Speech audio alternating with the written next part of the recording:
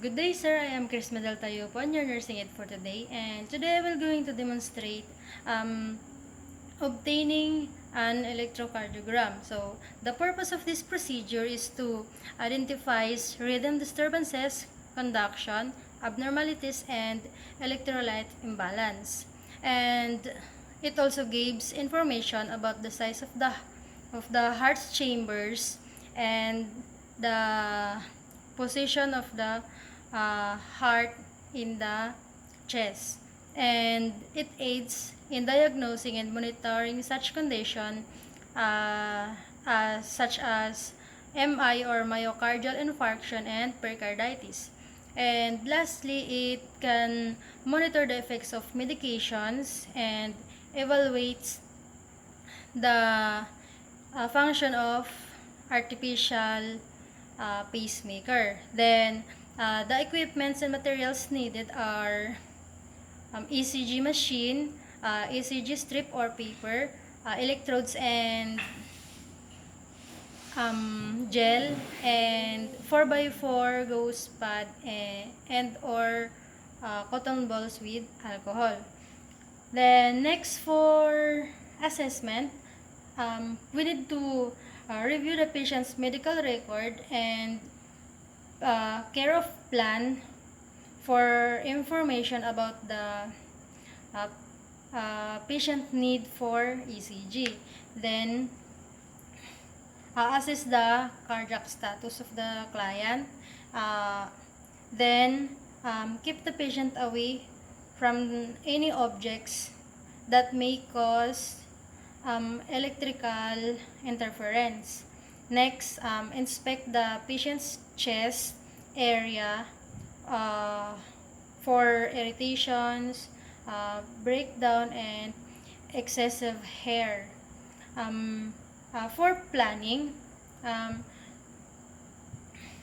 verify the doctor's order or physician's order for an ECG on the patient's medical record. Next, gather all equipments or materials and bring to the bedside of the client to save time and effort. So, I bring this one here. And next, perform hand hygiene and put on PPE if indicated.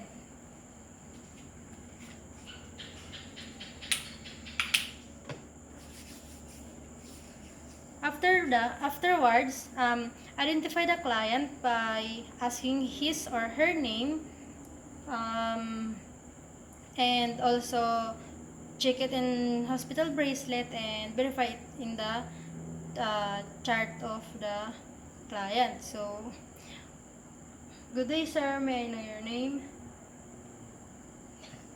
Nelmar. Okay, thank you.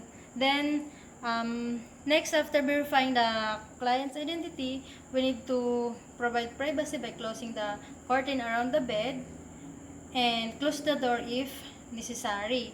And afterwards, set up the machine to record that will lead ECG and explain the procedure to the client, what we are going to do and why we are doing it to the patient. And also explain that the electrical current doesn't enter his body. It it only record the heart's electrical activities, and that is may take 5 minutes. And also we need to ask the patient if he has allergy or in adhesive. Then we need to place the ECG machine closer to the client's bed. Then we need to plug it to the wall power outlet. So we're gonna place it there, and then if the bed is adjustable, raise it to the comfortable working height. It should be usually the the bed should be in a caregiver's elbow, and and the height for comfortable for the caregiver. VISN 8 Patient Safety Center 2009. Then for implementation, have the client lie in supine position in the center of the bed with the arms at the sides. Then raise the head of the bed if necessary to provide comfort of the client. Then expose the hands and the feet of the clients and encourage him to relax. Afterwards, if the bed is narrow, we ask the client to place his hands under the buttocks and to avoid tension. Also, we need this we use this technique if the client is shivering or trembling to avoid tension. Then afterwards, we need to make sure that the feet of the client doesn't touch in the footboard of the bed. Then next, select flat, fleshy area on which to place the electrodes, and we need to avoid the muscular or bony parts or area. Then if the patient has amputated limb, we need to choose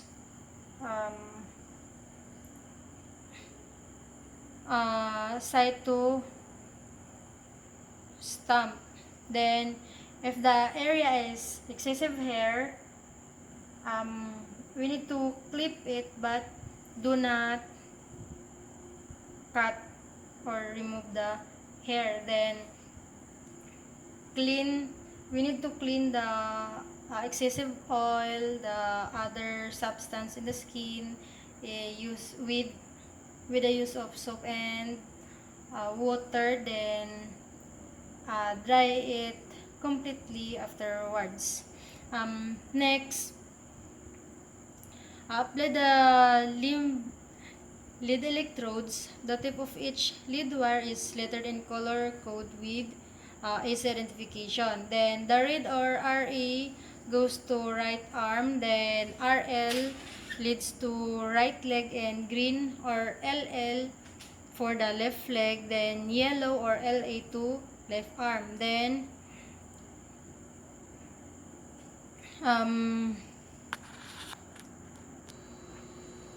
before we apply the electrodes, we need to clean first the site to be used.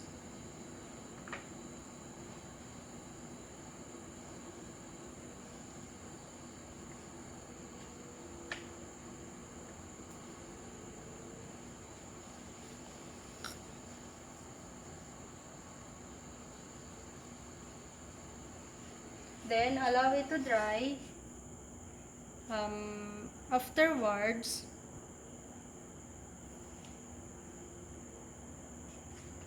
we need to connect.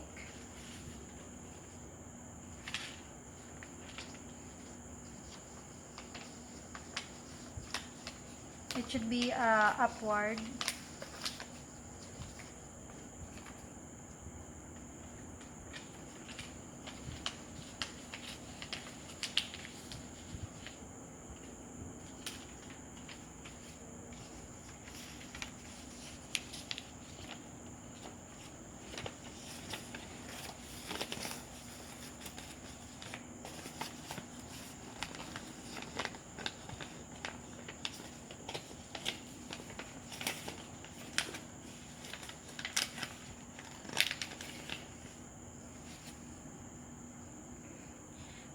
Next, connect the limb and wires to electrodes.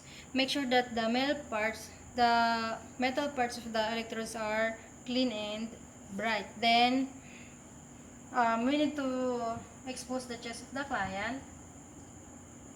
To expose the chest, then we're gonna check it.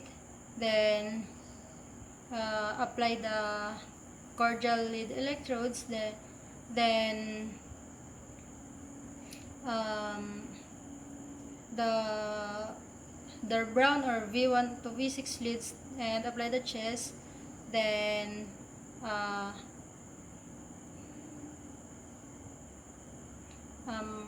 clean first the site before placing the electrodes.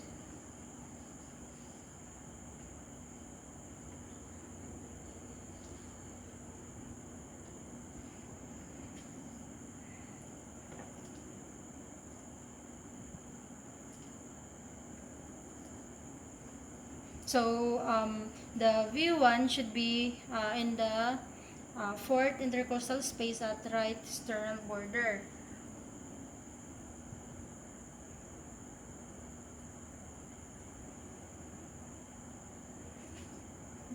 Then the V2 fourth intercostal space at left sternal border, just opposite of the opposite side.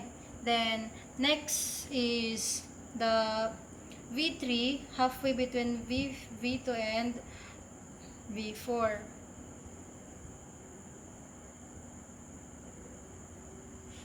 Next one, the B4 is fifth intercostal space at the left mid-clavicular line.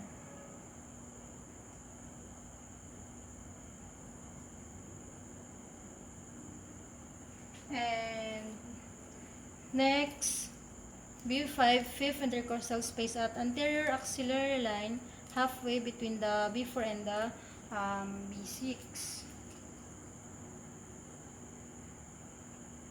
Then lastly, the V6 fifth intercostal space at mid axillary line level with 4.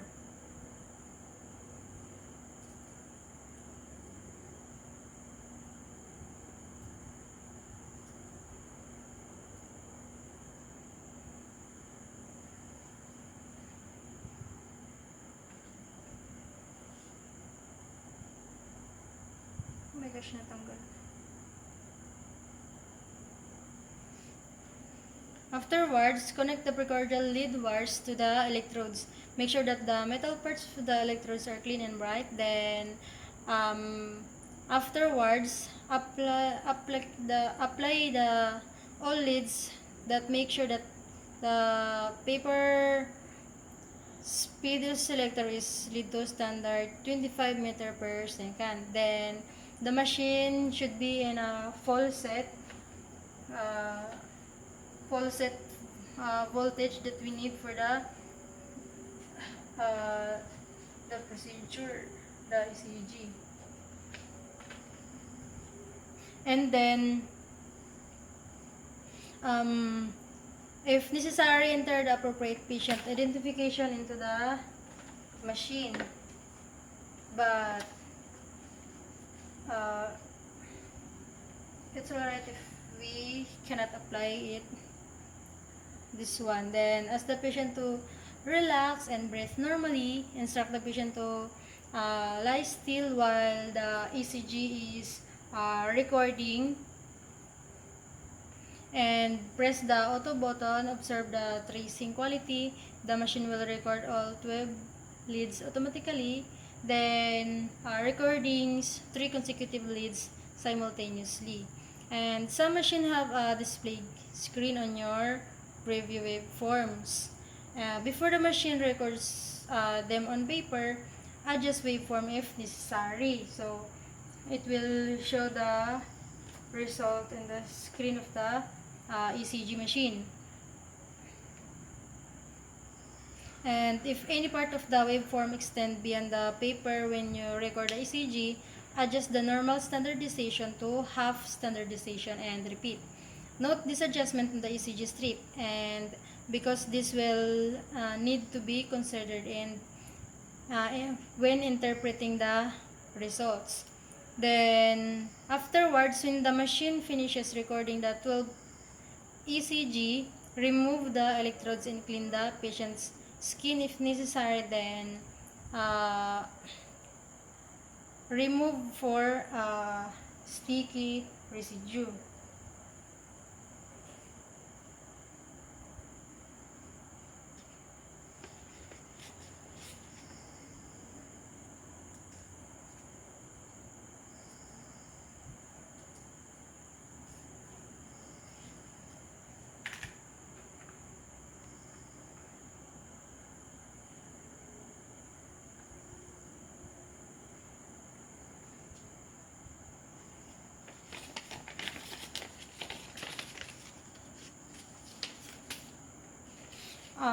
After removing, we are going to disconnect the lead wires from electrodes, then dispose it to the proper receptacle or proper